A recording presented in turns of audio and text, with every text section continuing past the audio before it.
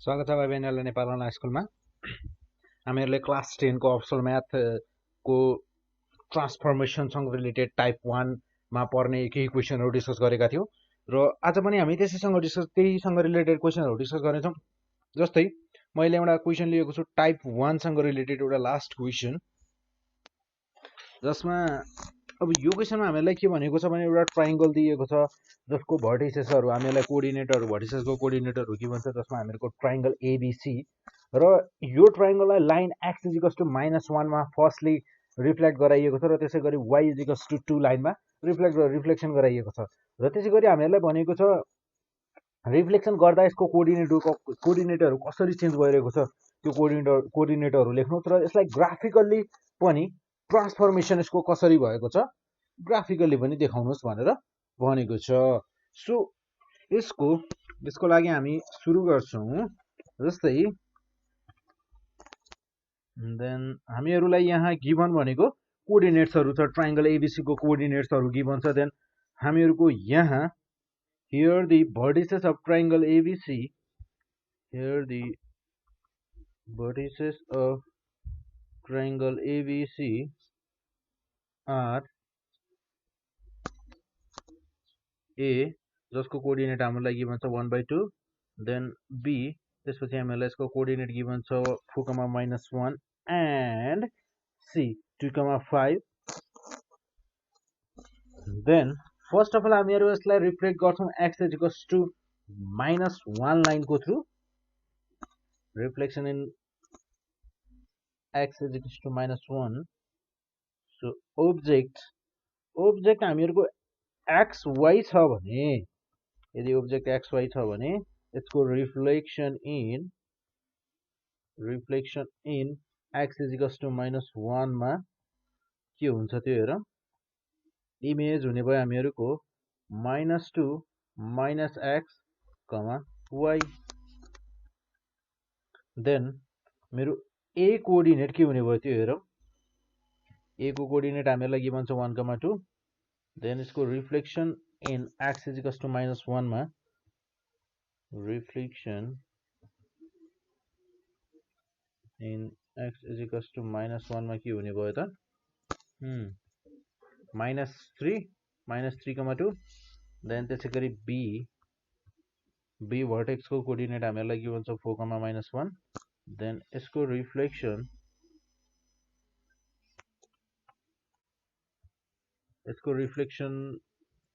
In x -1 मा हुने भयो -6, -1,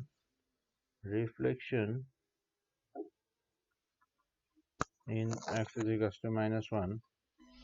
हुने भयो हामीहरुको -6, -1, देन c को कोअर्डिनेट हामीहरुलाई गिभन छ 2, 5 र यसको रिफ्लेक्सन इन x -1 मा हुने भयो -4, 5,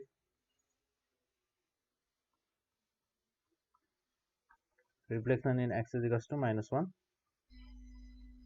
देन अगेन हामीहरुले यसलाई रिफ्लेक्सन गर्नुपर्ने छ x -1 मा फर्स्टली गर्यौं र हामीहरुलाई के भनेको छ त्यसपछि फेरि y 2 मा पनि रिफ्लेक्सन गराइएको छ भनेर भनेको छ। देन ऑब्जेक्ट यदि हामीहरुको first of all object xy छ भने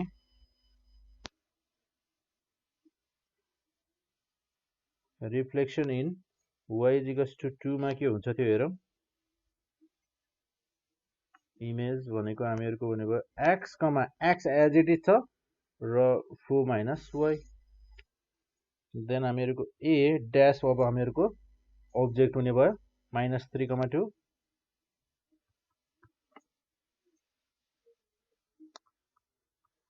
रिफ्लेक्सन इन y 2, देन हामीहरुको a डबल ड्याश भनेको -3, 4, -2, 2,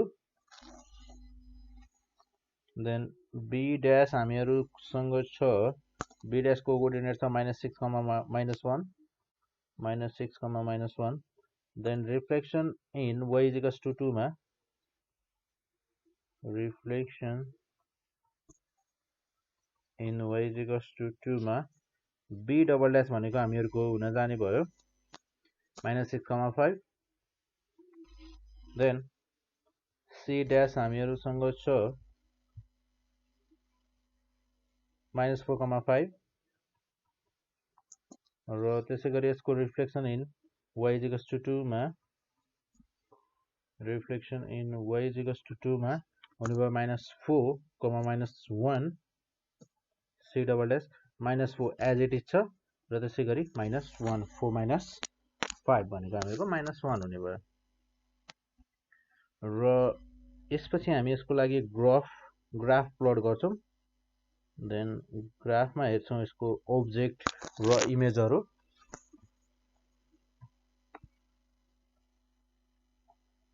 यो भयो हामीहरुको ग्राफ र यसमा हामीहरुले प्लट गर्नुपर्ने छ x एक्सिस र y एक्सिस पहिले बना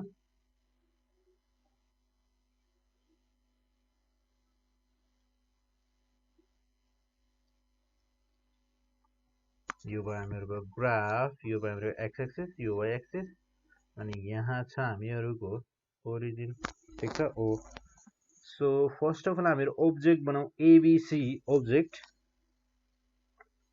जसमा हामीहरुको 1,2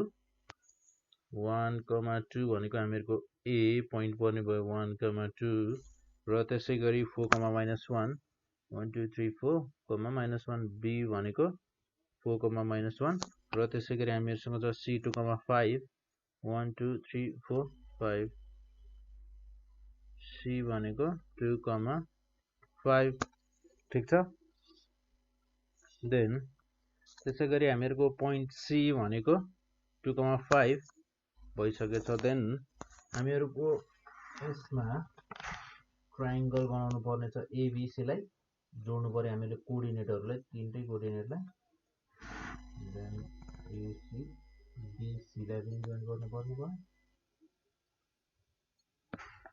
BC पनि जोइन भइसकेपछि हाम्रो AB लाई पनि जोइन गर्ने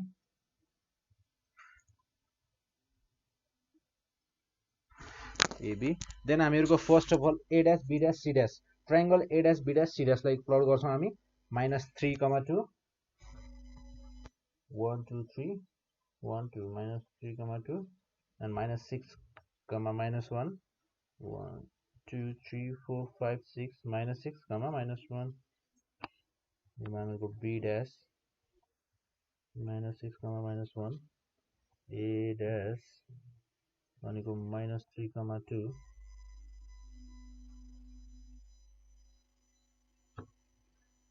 अनि त्यसपछि हामीहरुको -6, B C dash भनेको -4,5 -4,5 1 2 3 4 5 C D -4,5 देन हामीहरुको यसलाई हामीहरुले रोटेसन गरिरहेका छौं x = -1 line go through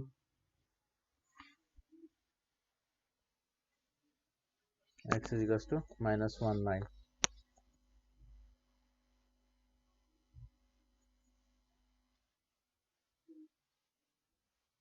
then त्यसैगरी हामीहरुको y = 2 भन्ने लाइन y 1 2 गर्ने भयो यहाँ हामीहरुले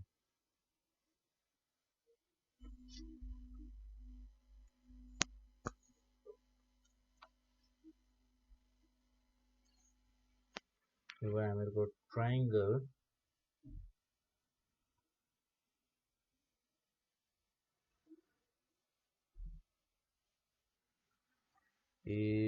AB पनि जोइन गर्नुपर्ने भयो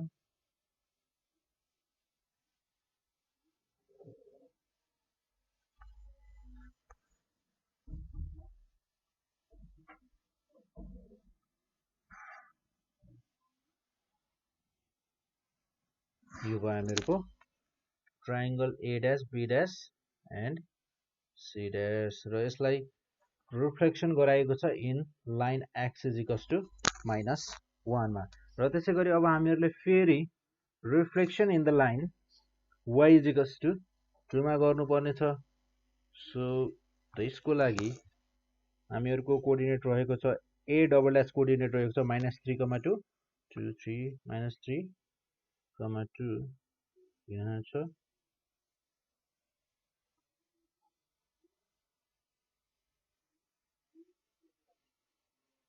-3,2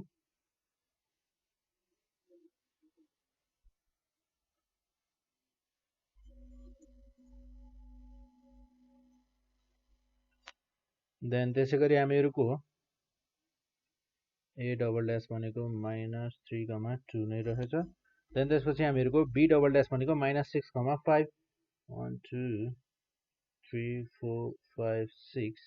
-6,5 1 2 3 4 5 यो हामीहरुको b डबल ड्याश -6,5 देन हामीहरुको फाइनली -4, -1 -4, -1 c डबल ड्याश भनेको -4, -1 देन हामीहरुको ट्रायंगल भनेको फाइनल ट्रायंगल भनेको हामीहरुको रेड वाला हो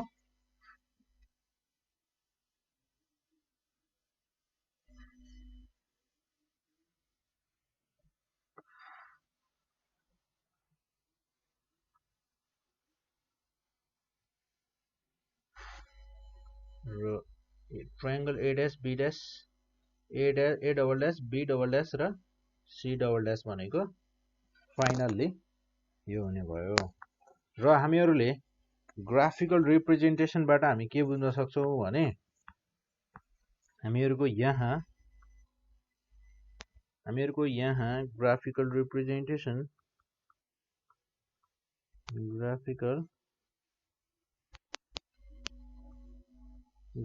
representation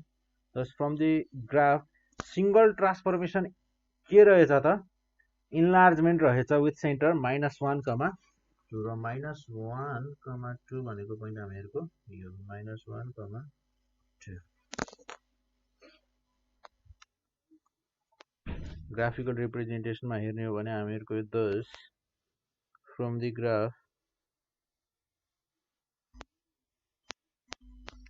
graph the single transformation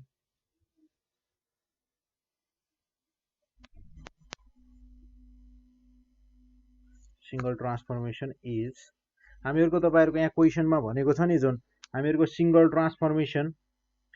transformation given by the combination state also the single transformation given by the combinations of these transformation भनेको हुन्छ नि हो त्यसको लागि आन्सर भनेको हामीहरुको यो भयो from the graph the single transformation is enlargement with center -1, -2 तपाईहरुले यो क्वेशनलाई यसरी दुईचोटी ट्रान्सफर्मेसन नगरेर सिधै हामीहरुको ए ट्रायंगल एबीसी लाई को कोर्डिनेटहरुलाई लगेर सेन्टर -1, -2 राखेर तपाईहरुले इन्लार्जमेन्ट गर्नुभयो भने एन्ड इन्लार्जमेन्ट गर्नुभयो भने scale factor -1 or the half जस्तै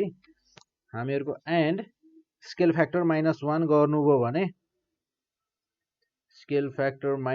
गर्नुभयो भने तपाईहरुले सेम आन्सर र सेम ट्रायंगल हामीहरुको जुन final a double dash b double dash c double dash जुन ट्रायंगल छ त्यो ट्रायंगल नै पाउनुहुन्छ और यसलाई अर्को तरिकाबाट पनि हेर्न सकिन्छ दुई हाफ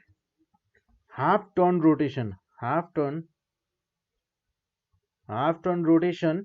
अबाउट -1, -2 गर्दा पनि तपाईहरुले फाइनली यो रिजल्ट पाउन सक्नुहुन्छ